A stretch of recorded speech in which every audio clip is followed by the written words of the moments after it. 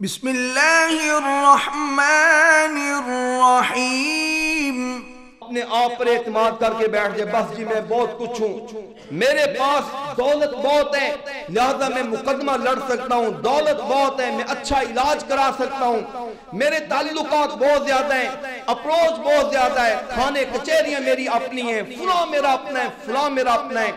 جب بندہ اپنے قوت بازو پر اعتماد کر کے بیٹھ جاتا ہے، اپنی آل اولاد پر اعتماد کر کے بیٹھ جاتا ہے، اپنی سفارش پر اعتماد کر کے بیٹھ جاتا ہے، اپنے تعلقات پر اعتماد کر کے بیٹھ جاتا ہے، پھر یاد رکھیے یہیں سے اس کی ناکامی کا سفر شروع ہوتا ہے جو بالآخر اس کو تباہ و برباد کر کے رکھ دیتا ہے۔ رسول پاک علیہ السلام دعا کیا کرتے تھے، حضرات اپنے رب کے ساتھ اتنا تعلق مضبوط کریں۔ آقا علیہ السلام دعا کیا کرتے تھے، اللہم لا تکلنی الی نفسی طرفۃ عین، اللہ میں مصطفیٰ اپنے آپ کو ایک لمحے کے لیے بھی نہیں سنبھال سکتا، اللہ تو مجھے میری جان کے حوالے نہ کر بلکہ اللہ تو مجھے خود ہی سنبھال کر۔ اپنے رب کے ساتھ یہ تعلق قائم کریں۔ امام الانبیاء علیہ السلام لفظوں پر غور کریں، لا تکلنی الی نفسی طرفۃ عین، اللہ مجھے میری جان کے حوالے آنکھ جھپکنے کے بقدر بھی میرے حوالے نہ کریں۔ آنکھ جھپکنے میں کتنی دیر لگتی ہے؟ مطلب یہ ہوگا اللہ میں اپنے آپ کو اتنی دیر کے لیے بھی نہیں سنبھال سکتا، اگر تیری مدد اور نصرت شامل حال ہوگی تو میں جی سکوں گا وگرنہ میں نہیں۔ یہ تعلق اپنے رب کے ساتھ۔ اور حضرات جب بندے کو یہ میں کہہ رہا ہوں کہ جب ہماری عادت یہ ہوتی ہے کہ ہم سارے پتے استعمال کرتے ہیں، سارے سورس استعمال کر لیتے ہیں، علاج کروانا ہے، مقدمہ لڑنا ہے، معاملات کرنے ہیں، ہمارے ساتھ یہ بھی ہے وہ بھی ہے، سب کچھ کرنے، جب کچھ نہیں بنتا پھر اللہ جب ہمارے حالات پر رحم فرماتا۔ بعض اوقات یہ سر سے پانی گزر چکا ہو، پہلے وقت میں اپنے رب پر یقین رکھیں۔ اگر دولت ہے ٹھیک ہے، آپ کاروبار کے ذریعے دولت کے ذریعے آپ اچھا علاج کروا سکتے ہیں، اچھا مقدمہ لڑ سکتے ہیں، سب کچھ کر سکتے ہیں، آپ کے پاس آل اولاد ہے، قوت بازو، سب کچھ کر سکتے ہیں، لیکن یہ کہیں یا اللہ پہلے تیری مدد بعد میں یہ چیزیں۔ سب سے پہلے اپنے رب کے اوپر اعتماد رکھیں۔ اور آپ دیکھیے قرآن پاک کے اندر اس کی زندہ مثال موجود ہے۔ نبی پاک علیہ السلام نے تھوڑے تھوڑے لشکروں کے ساتھ جنگیں لڑی، اللہ پاک نے بڑی بڑی فتوحات عطا فرمائی ہیں۔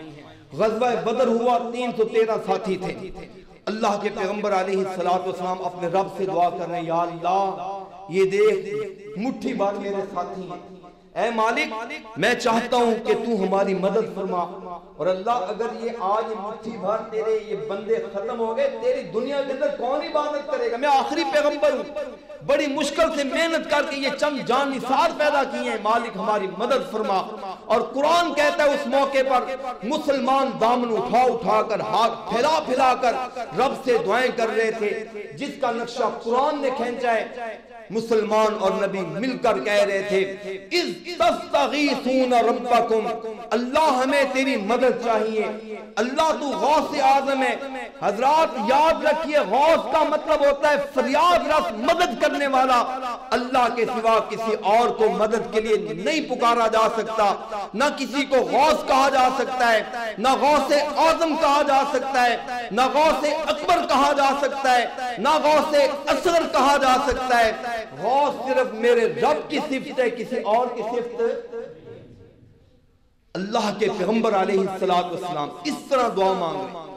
صحیح بخاری شریف میں حدیث ہے کہ آپ اتنی الہوزاری کے ساتھ رب کے سامنے جھکے ہوئے دعا مانگ رہے ہیں، دعا مانگ رہے ہیں، حتیٰ کہ آپ کے شانوں کی کندھوں کی چادر اسی حالت میں نیچے گر جاتی ہے۔ صحابہ آ کر صدیق اکبر دیگر صحابہ، اللہ کے پیغمبر بس کریں، آپ نے آج تو اپنے رب کے سامنے مانگنے میں کمال کر دیا، اللہ تعالی ربک، اللہ کے پیغمبر اتنی دعا مانگ لیں، بس کیجئے، انشاءاللہ اللہ پاک آپ کی دعاؤں کو رائے گاہ نہیں جانے دے گا، اللہ آپ کی ضرور مدد فرمائے گا۔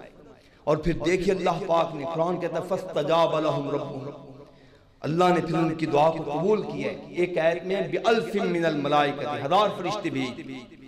حالات مزید گھمبیر ہوئے، مشکل ہوئے، کہا بِثَلَاثَةِ آلَافٍ، کوئی بات نہیں، اگر کافر زیادہ آ رہے ہیں ہم 3000 فرشتے بھیج دیں۔ پھر خبر پھیلی جناب کافر زیادہ آ رہے ہیں، بِخَمْسَةِ آلَافٍ مسلمانوں گھبراؤ نہیں، جب تم مجھ پر اعتماد کرتے ہو تو پھر میں تمہاری مدد کرنے پر قدرت رکھتا ہوں۔ اللہ نے 5000 فرشتے اتارے۔ کتنے فرشتے جناب؟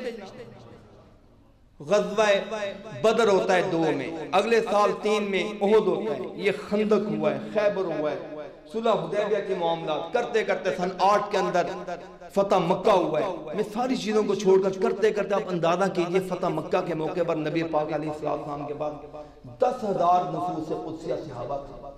مکہ فتح ہوا، کچھ دنوں کے بعد ہی حنین کی طرف، طائف کی طرف چلے۔ حوازن کے قبیلے، غطفان کے قبیلے، بنو ثقیف، یہ بڑے بڑے قبیلے تھے، یہ مسلمانوں کے خلاف نبرد اذبح ہونے کے لیے اکٹھے ہو چکے تھے، ہم مقابلہ کریں۔ اچھا اب یہاں پر دیکھیے مسلمان اکٹھے ہو کر اب طائف کی طرف چل پڑے، بنو ثقیف کی طرف۔ یہ حنین ایک جگہ کا نام ہے، اور یہ حنین وہ جگہ ہے جس کا تذکرہ اللہ پاک نے سورہ برات 10ویں پارے میں کیا ہے، وَيَوْمَ حُنَيْنٍ إِذْ أَعْجَبَتْكُمْ كَثْرَةُ۔ اب جو میں آپ کو بات سمجھانے لگا ہوں ذرا غور کیجئے۔ اب اس جنگ کے اندر مسلمانوں سے ایک کمی رہ گئی، بولیے کیا ہوگی؟ ایک کمی کوتاہی ہوگی، اور وہ کیا تھا؟ قرآن کہتا ہے لوگوں یاد کرو وَيَوْمَ حُنَيْنٍ إِذْ أَعْجَبَتْكُمْ كَثْرَتُكُمْ۔ آج مسلمانوں سے یہ کوتاہی ہوئی ہے کہ ان کے ذہن میں یہ خیال آ گیا کہ آج تو ہم بہت ہیں، پہلے کافر زیادہ ہوتے تھے ہم تھوڑے ہوتے تھے، جیت جایا کرتے تھے، آج تو کافر تھوڑے ہیں ہم زیادہ ہیں، آج تو ہم نے جیتنا ہی جیتنا۔ ہائے میرے اللہ، یہ خیال جیسے ان کے دل و دماغ کے اندر آیا، اللہ کو یہ پسند؟ بندہ کہے جی میں جناب بڑے کمال کا مالک ہوں، جمال کا مالک، دولت کا مالک، نہیں حضرات، یہ ساری چیزیں پیچھے چھوڑ دیں، سب سے پہلے اعتماد کس پر کریں؟ وہ جو اللہ پاک نے فرمایا وَتَوَكَّلْ عَلَى الْعَزِيزِ الرَّحِيمِ، اعتماد کریں، کار ساز مانے، مشکل کشا حاجت روا کس کو مانے؟ صحابہ سے یہ اتنا سا معاملہ ہوا، قرآن کہتا ہے وَيَوْمَ حُنَيْنٍ إِذْ أَعْجَبَتْكُمْ كَثْرَتُكُمْ فَلَمْ تُغْنِ عَنْكُمْ شَيْئًا وَضَاقَتْ عَلَيْكُمُ الْأَرْضُ بِمَا رَحُبَتْ وَضَاقَتْ عَلَيْهِمْ أَنفُسُهُمْ وَظَنُّوا أَن لَّا مَلْجَأَ مِنَ اللَّهِ إِلَّا إِلَيْهِ۔ حضرات قرآن یہ کہہ رہے ہیں کہ مسلمانوں سے یہ معاملہ ہو گیا، پھر کیا ہوا؟ آج پہلی مرتبہ یہ ہوا کہ مسلمان جیتا ہوا معاملہ، جیتی ہوئی جنگ ہارنے کی طرف جا رہے ہیں، حتیٰ کہ دشمنوں تھوڑے دشمن، لیکن اس کوتاہی کی وجہ سے وہ تھوڑے دشمن بھی غالب آ رہے ہیں، مسلمان یہاں سے بھاگے۔ قرآن کہتا ہے اتنی کھلی زمین تھی لیکن مسلمانوں کو چھپنے کی جگہ نہیں مل رہی تھی، بلکہ ان کو اپنے آپ کے اندر بھی جگہ نہیں مل رہی تھی، چین نہیں مل رہا تھا۔ وجہ یہ ہے کہ آج ان سے یہ کوتاہی ہو گئی تھی کہ جناب ہم بہت زیادہ ہیں، پھر جب انہیں پتا چلا کہ ہم سے کوتاہی ہوئی ہے، دوبارہ اللہ کی طرف رجوع کیا۔ رسول پاک علیہ السلام، صحابہ کہتے ہیں ہمارے پیغمبر اتنے بہادر تھے، یہ کمی کوتاہی کی وجہ سے صحابہ بھاگ چکے تھے، لیکن رسول پاک علیہ السلام میدان کے اندر ڈٹ کر کھڑے، اور آقا علیہ السلام اس موقع پر فرما رہے تھے لوگو انا النبی لا کذب انا ابن عبد المطلب، میں عبد المطلب کا بیٹا ہوں، میں نبی ہوں، جھوٹا نہیں ہوں، نبی میدان جنگ چھوڑ کر نہیں جایا کرتا، میں یہیں پر کھڑا ہوں، آپ کھڑے ہیں۔ پھر آپ نے اس موقع پر صحابہ کو دوبارہ بلایا ہے، صف بندی کی ہے، جمع کیا ہے، اپنی غلطی کا احساس دلوایا ہے۔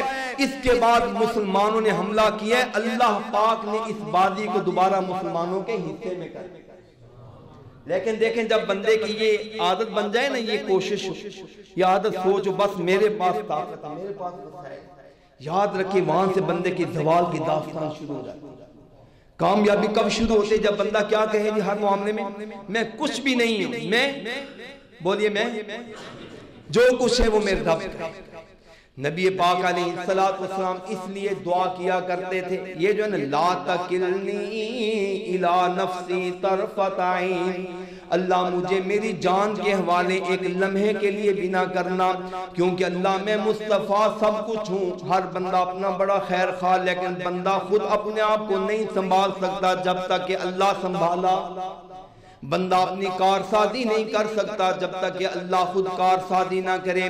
اس لیے حضرات اپنے رب کے ساتھ تعلقات کو مضبوط کیجئے، استوار کیجئے. اٹھتے ہوئے، بیٹھتے ہوئے، چلتے ہوئے، پھرتے ہوئے، ہر معاملے میں کیا کہا کریں؟ حسبی اللہ. کیا پڑھا کریں جی؟ حسبی. یہ توکلتو کا لفظ، یہ حسبی اللہ کا لفظ ایسا ہے جس کا مطلب دونوں کا برابر ہے. جس کا مطلب کیا ہے؟ مجھے اللہ ہی کافی، مجھے. اس لیے اللہ رب العالمین نے اپنے پیغمبر علیہ السلام کو یہ دعا سکھلائی ہے.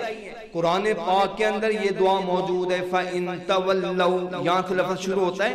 فَإِن تَوَلَّوْا، اے مصطفیٰ اگر آپ کے دشمن آپ کے خلاف ہو جاتے ہیں، اگر یہ دنیا آپ سے منہ موڑ لیتی ہے، اگر آپ کے ساتھ ناتا تعلق نہ رکھتے ہیں، تو کوئی پرواہ نہیں ہے، کیونکہ آپ کے ساتھ آپ کا رب موجود ہے. کیا کہا کریں؟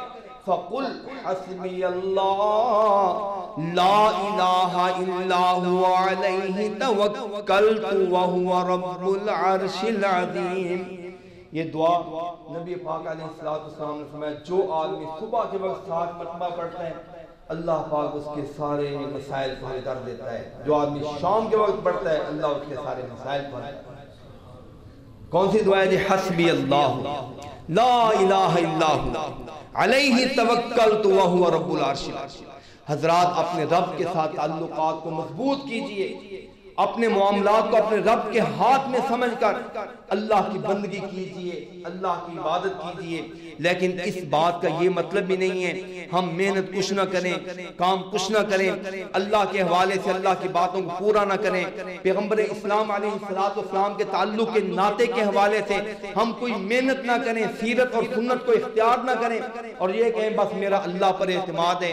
نہیں کام بنے گا. کام تب بنے گا جب اللہ کے کہے کے مطابق، مصطفیٰ علیہ السلام کے کہے کے مطابق اپنی زندگی بنا لیں گے، اپنا قول اور فعل بنا لیں گے، اپنا اٹھنا بیٹھنا بنا لیں گے، اپنی غمی اور خوشی بنا لیں گے، اپنی جلوت اور خلوت کو بنا لیں گے. پھر اللہ پاک ہمارے اس جملے کی وجہ سے اپنی معیت اور ساتھ عطا فرمائے گا.